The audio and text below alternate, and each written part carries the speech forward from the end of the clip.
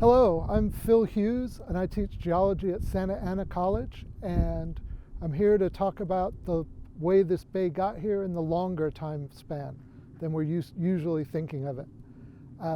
The history of the bay goes back about 20 million years to the time when this area was deep ocean, and our oldest rock formation is one called the Monterey Formation.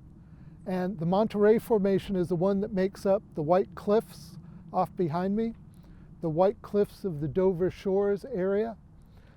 Just like the White Cliffs of Dover in England, these are made of the remains of trillions and trillions of microfossils from plankton in the ocean. These are actually different plankton than the ones in the White Cliffs of Dover. These in Southern California are diatoms. They are plankton that lives in the ocean that has an SiO2 shell, just like window glass. And these, when the plankton die, the little glass shells rain down on the seafloor and build up and make the sediment. The ones in Europe are made of calcium carbonate, and those are different plankton that live in warmer water. So during the age of the dinosaurs, the Cretaceous period, the planet was a lot warmer, so we had different groups of plankton that were dominating the fossil record from that age. Now, these are the oldest rocks that are exposed, and our general structure of the rocks here at Newport Bay is the rocks are folded into an anticline. They're folded up. And in this sort of fold, the oldest rocks start off on the bottom. The oldest rocks get pulled up into the center. And you can see, if you look behind me, at the cliffs, on the north side, the beds are dipping slightly to the north. To the south, the beds are dipping slightly to the south. And then in the center, they are flat. So you really should be able to see this kind of structure in the rocks behind us. And this is actually a plunging anticline as well, in that it's also going down into the earth. So we have younger rocks on this side of the road. Those are the very oldest rocks that we're looking at the center of the anticline across the bay from us. So the rest of our geologic story, the rocks get younger as we go to the north, and also younger on the outside of the preserve as you go to the south. These rocks from the Monterey Formation were deposited in a deep ocean environment. There was a lot of coastal upwelling and nutrients, and these diatoms went absolutely crazy and made up the entire sediment back there. This area was deep under sea. It got even a little bit deeper in the next few million years, and we started to get more sand and mud and silt washing down from the land and mixing in. And if we look on the other outcrop of Monterey Formation on the other side of the road, you can see it's still Monterey Formation, but it's not as bright white. It's more of a brown color, and that is because it's younger. More sand was starting to wash down into, to mix with all the diatoms coming down. Now, the next formation here at the bay is called the Capistrano Formation. And the Capistrano Formation was made in the environment of a submarine fan, a big fan of sediment in the deep ocean that washed down from the land. If we look at the west side of the bay, the Monterey Formation makes up the lighter cliffs underneath the Park Newport apartments.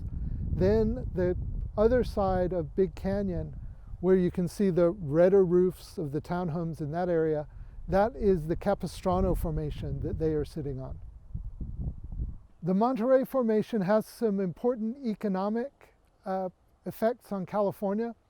For one thing, if you've ever taken care of a swimming pool filter and used the white diatomaceous earth, that would have come from the Monterey Formation. not here at Newport Bay. They quarry it up near Lompoc in Santa Barbara. But it's used in all sorts of filters, not only for swimming pools, but if you've ever drank cold filtered beer or California wine, that almost certainly was filtered with material from the Monterey Formation. The Monterey Formation is also the ultimate source bed for the petroleum pumped from California. And the fact that the Monterey Formation is at the surface here, this forms the boundary of the oil producing areas, which are to the north along the coast.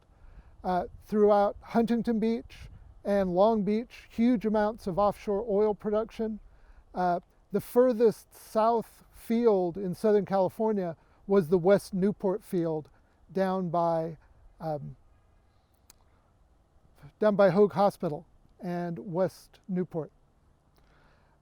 Another characteristic of the Monterey Formation is that it tends to be fairly unstable.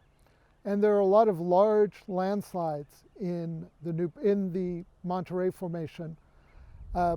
One of the biggest, most famous landslides in Southern California is on Palos Verdes, the Portuguese Bend landslide, and that one is in the same rock formation as here. There was a major landslide that took place back in 1992.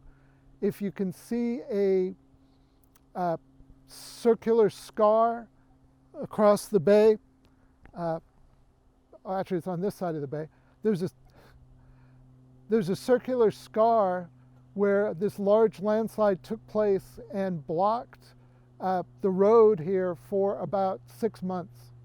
The tops of the San Joaquin Hills behind Laguna Beach were uplifted above sea level at 1.2 million years ago, and progressively lower areas have been uplifted more recently. Now, when you're on a coastline, the greatest amount of erosion takes place right at sea level, where the waves will cut sea cliffs into the coast. Now, if there's a period of stability where the sea level remains steady with the continent, the sea cliffs will erode back at the same level and you'll produce a big flat area called a wave-cut platform. If that area is later uplifted, it forms a big flat area we call a marine terrace. And if you look out across the bay, the whole town of Costa Mesa sits on a very large marine terrace that's 120,000 years old. That same terrace can be followed all along the coast through Laguna Beach and Dana Point. And one of the best places to see that 120,000 year terrace is where the freeway crosses Camp Pendleton. You've got the sea cliffs that come up, then you've got the flat area with the freeway and the nuclear power plant, and then the hillsides go up to the east. And if the next time you're down there you look up at those hillsides, you can see some stair steps in the hillside, which are older, higher terraces. But these terraces are all along our California coast. Now, these 120,000 year terraces happen to be incredibly rich in fossils. Actually, Newport Bay is a world-class fossil location. We've got not only the Monterey Formation, which is made of a huge number of microfossils, and it contains various other fish fossils in it. Our sediments here on this marine terrace are 120,000 years old, and at that time, our planet was in a major ice age. Now, glaciers never came down to Southern California, but they did cover Canada and Europe were covered by glaciers 2 or 3 miles thick. And this area back then, rather than being a desert, was more like the plains of Africa, the Serengeti Plains, where there were lots of big herds of animals running around, not a desert. And here at Newport, we have found the fossils of all the big animals that have been found in the La Brea tar pits. So all of the saber-toothed cat, the dire wolf, the giant ground sloths, the bison, lions, camels, all sorts of big animals were here. We also have fossils of marine animals here too. When the Fletcher Jones Mercedes dealer was built back in 2000, 2001, they found an incredible treasure trove of fossils there. There were 3 whales were recovered from that one site, in addition to dolphins and sea lions and a warm water species of walrus. So this is really an amazing, amazing fossil location. During the time of the Ice Age, when those thick glaciers were covering Canada and Europe, that's a lot of water that was not in the ocean. So sea level was much lower than what we have today. And in fact, the Santa Ana River used to come this way, and it was the Santa Ana River that carved out the valley that we have here today. And in fact, the riverbed at Coast Highway is down 126 feet below sea level. Now, at the end of the Ice Age, the glaciers melted, sea level rose, and the ocean flooded in to create the estuary that we have today. And now that estuary is naturally being filled in by sediment coming from the drainage basin, where there's been a lot of construction and urbanization, and so the sediment is coming into the bay at a much faster than natural rate. So this is really an excellent place to see the geology of Southern California and Orange County in particular. And if this has sparked any interest, I encourage you to look more into the long-term history of our home.